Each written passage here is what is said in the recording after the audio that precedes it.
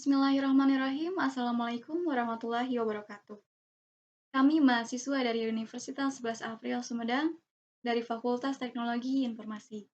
Video ini saya buat untuk memenuhi salah satu tugas kelompok dari mata kuliah Sistem Multimedia dengan dosen pengampu Bapak Yayan Cahyan Eskom Mkom. Kami dari kelompok 8 yang terdiri dari 5 anggota. Yang pertama ada Agung Gumelar, yang kedua Devia Tiara Putri, yang ketiga Indra Rizky Anfasa, yang keempat Muhammad Rizky Saiful Rahman, yang kelima ada Rani Rahmawati. Di sini kami akan mempresentasikan tentang tema yang diambil, yaitu implementasi sistem multimedia, sistem berbasis web, dengan judul Analisis dan Perancangan Sistem Informasi Pariwisata dan Kuliner berbasis web sebagai media promosi. Kemudian pada bab 1 pendahuluan ini akan disampaikan oleh saya sendiri. Yang pertama adalah latar belakang. Perkembangan teknologi informasi semakin berkembang dengan cepat dan sangat berpengaruh pada kehidupan masyarakat.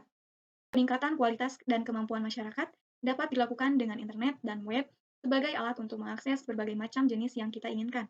Penggunaan website ini dipandang lebih efektif dan efisien karena dapat mencakup area yang lebih luas, apalagi dengan didukung oleh sistem multimedia seperti penggunaan animasi, gambar, suara, video, dan lain-lain yang membuat website tersebut lebih menarik dan informatif.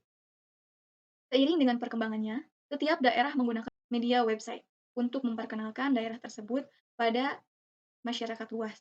Melihat kebutuhan inilah, maka pemerintah Kabupaten Sumedang memerlukan suatu sistem informasi berbasis web yang dapat diakses dengan cepat, mudah, efektif, dan efisien. Berdasarkan permasalahan yang telah dipaparkan di atas, maka diambil judul Analisis dan Perancangan Sistem Informasi Pariwisata dan Kuliner berbasis web sebagai media promosi.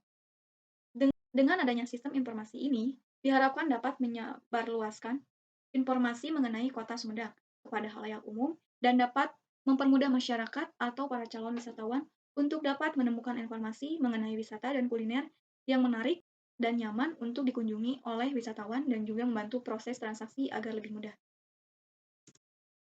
Kemudian ada identifikasi masalah. Yang pertama, bagaimana merancang sistem informasi pariwisata dan kuliner berbasis web. Yang kedua, bagaimana merancang transaksi pembayaran secara online. Yang ketiga, bagaimana menyajikan informasi terkait pariwisata dan kuliner secara online dan up-to-date. Kemudian ada maksud dan tujuan. Maksud dari pembuatan sistem informasi ini untuk mempermudah masyarakat atau para calon wisatawan untuk dapat menemukan informasi mengenai wisata dan kuliner sebagai media informasi, promosi, dan bertransaksi. Pelayanan seperti ini nantinya juga diharapkan dapat mempermudah pelanggan atau konsumen dalam memesan atau booking tiket wisata secara online. Kemudian tujuan dari sistem informasi ini yang pertama mempercepat proses transaksi pemesanan tiket dan booking tempat wisata sehingga mempermudah konsumen dalam bertransaksi untuk melakukan pemesanan tiket secara cepat dan akurat. Yang kedua, masyarakat dapat memesan tiket tour atau travel secara online sehingga akan mengefisienkan waktu yang dibutuhkan dan memberikan kemudahan bagi para wisatawan dalam mendapatkan pelayanan informasi tentang pariwisata dan kuliner yang ada di kota Kabupaten Sumedang. Kemudian, pada batasan masalah, kemudian terdapat batasan masalah. Agar penelitian ini lebih terarah, maka perlu adanya pembatasan masalah sebagai berikut. Yang pertama, informasi terkait paket wisata dan kuliner dan pemesanan berbasis web. Konsumen dapat melihat paket wisata yang ditawarkan dan memesan sesuai kriteria yang diinginkan. Hal ini mempermudah pelanggan untuk mengetahui informasi paket wisata dan memudahkan dalam pemesanan. Yang kedua, pembayaran berbasis web. Kemudian ada sistematika penulisan dari karya tulis ilmiah ini. Yang pertama, bab 1 pendahuluan. Pada bab ini berisi latar belakang masalah, rumusan masalah, batasan masalah, tujuan perancangan, manfaat perancangan, dan sistematika penulisan. Pada bab 2 landasan teori, menguraikan teori-teori yang mendasari pembahasan secara detail dapat berupa definisi. Pada bab 3 analisis dan perancangan, bab ini menguraikan tentang metode atau desain, penelitian atau perancangan, yaitu langkah-langkah yang akan dilakukan dalam upaya mencapai tujuan penelitian atau perancangan, mulai dari munculnya ide sampai penulisan laporan perancangan. Bab kemudian pada bab 4 implementasi sistem berisi tentang paparan hasil-hasil dan uji coba. Selanjutnya, pada bab 5 penutup berisi kesimpulan dan saran. Kesimpulan dan saran dapat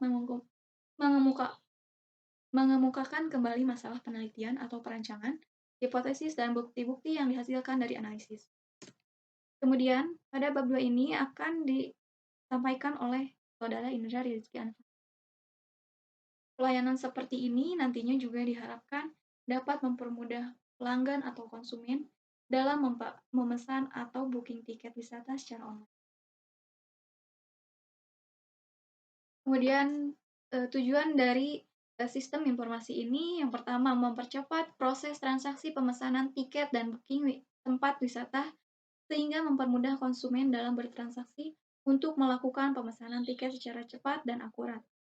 Yang kedua, masyarakat dapat memesan tiket tour atau travel secara online sehingga akan mengefisienkan waktu yang dibutuhkan dan memberikan kemudahan bagi para wisatawan dalam mendapatkan pelayanan informasi tentang pariwisata dan kuliner yang ada di Kabupaten Sumedang. Kemudian, terdapat batasan masalah. Agar penelitian ini lebih terarah, maka perlu adanya pembatasan masalah sebagai berikut. Yang pertama, informasi terkait paket wisata dan kuliner dan pemesanan berbasis web. Konsumen dapat melihat paket wisata yang ditawarkan dan memesan sesuai kriteria yang diinginkan. Hal ini mempermudah pelanggan untuk mengetahui informasi paket wisata dan memudahkan dalam pemesanan.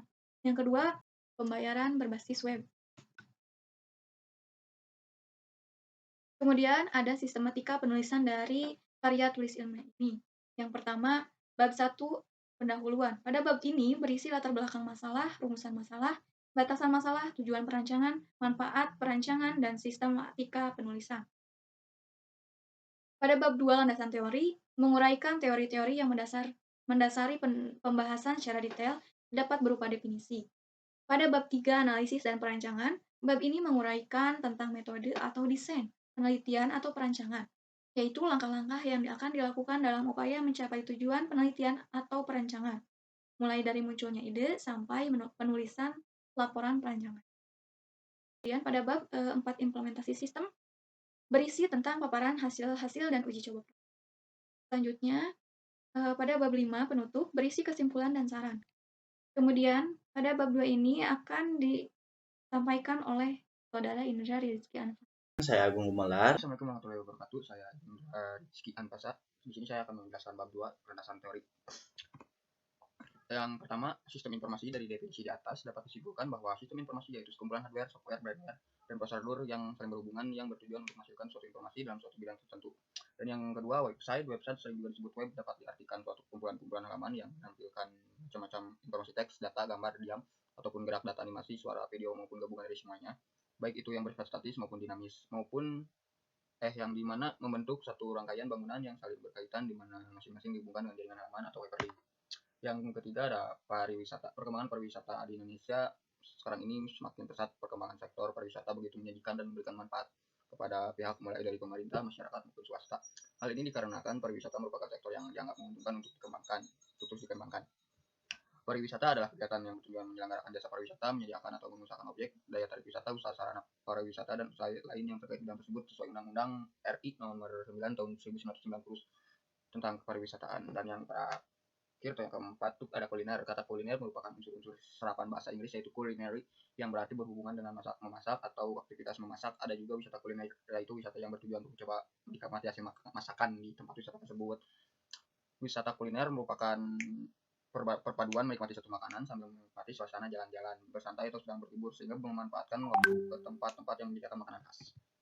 Ya, mungkin segitu dari saya. Bab 3 selanjutnya akan dijelaskan oleh teman saya, Agung. Terima kasih. Di sini saya akan menjelaskan tentang bab 3 mengenai analisis dan perancangan.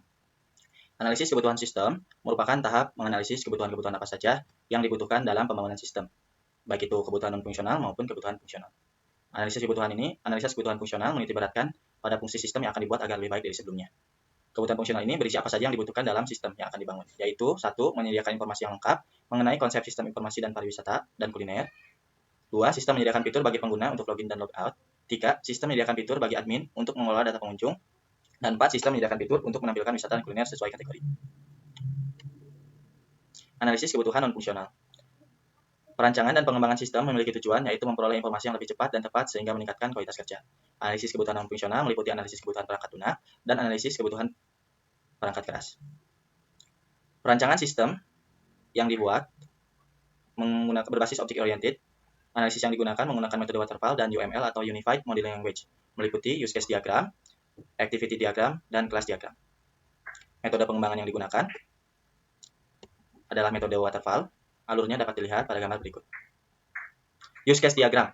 Use case diagram mendeskripsikan sebuah interaksi antara satu atau lebih aktor dengan sistem informasi yang akan dibuat. Secara kasar, use case diagram digunakan untuk mengetahui fungsi apa saja yang ada di dalam sebuah sistem informasi dan siapa saja yang berhak menggunakan fungsi-fungsi tersebut.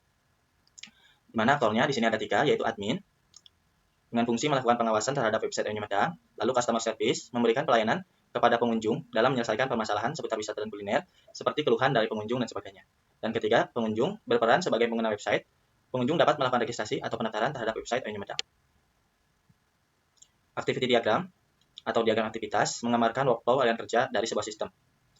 Activity diagram ini menampilkan apa yang terjadi atau aktivitas sistem, bukan apa yang dilakukan dari aktor. Meliputi activity diagram daftar pemesanan, activity diagram konfirmasi pembayaran, dan activity diagram pembatalan pemesanan. Kelas diagram. Kelas adalah deskripsi kelompok, objek-objek dengan properti atau perilaku dan relasi yang sama, sehingga dengan adanya kelas diagram dapat memberikan pandangan secara global atas sebuah sistem. Selanjutnya yaitu perancangan antarmuka. Di sini terdapat antarmuka halaman login, lalu halaman utama di mana dalamnya terdapat wisata dan kuliner, juga produk UMKM yang terdapat di Kabupaten Sumedang. Berikut juga ada informasi detail mengenai wisata, kuliner atau produk UMKM yang kita pilih. Untuk pembahasan selanjutnya yaitu bab 4 tentang implementasi pada website AYO Nyumedang yang akan dijelaskan oleh saya sendiri. Pertama, untuk pengimplementasian sistem informasi pariwisata dan kuliner sangatlah mudah untuk diakses karena di sini kami melengkapi dengan fitur-fitur dengan sejelas dan sedetail mungkin agar memudahkan pengguna dalam aksesnya. Berikut ini adalah tahapan-tahapan dalam sistem informasi tersebut. Yang pertama, bisa lakukan pendaftaran terlebih dahulu untuk bisa terdaftar ke dalam sistem informasi AYO Nyumedang. Pengguna dapat mendaftarkan dengan menggunakan email atau nomor telepon untuk bisa terdaftar ke dalam sistem informasi ini. Yang kedua yaitu membuat password. Di sini untuk membuat passwordnya, kalian buat password dengan sesuatu kata-kata yang mudah diingat. Yang ketiga, lakukan login dengan menggunakan email atau nomor HP yang sudah pengguna daftarkan sebelumnya. Yang keempat, setelah pengguna login akan dibawa masuk ke halaman utama. Pada halaman utama ini tersedia berbagai fitur pengguna, fitur-fitur agar pengguna bisa melihat dan memilih wisata apa saja yang pengguna inginkan. Dan di halaman ini juga tersedia tentang informasi kuliner agar pengguna bisa melihat restoran-restoran dan menu makanan ataupun minuman yang disediakan di restoran tersebut. Untuk yang keenam yaitu cara pemesanan. Cara pemesanan di sini pengguna bisa membeli tiket seputar wisata yang pengguna inginkan. Setelah itu pengguna bisa melakukan pembayaran dengan tipe pembayaran apapun seperti cash atau transfer, gunanya untuk memudahkan pengguna dalam transaksi. Yang keenam yaitu apabila pengguna sudah selesai dalam transaksi, maka akan ada konfirmasi pembayaran yang dikirimkan oleh admin melalui email atau nomor telepon. Setelah didaftarkan di awal agar tidak terjadi kesalahan dalam transaksi, pengguna cukup melakukan screenshot saja.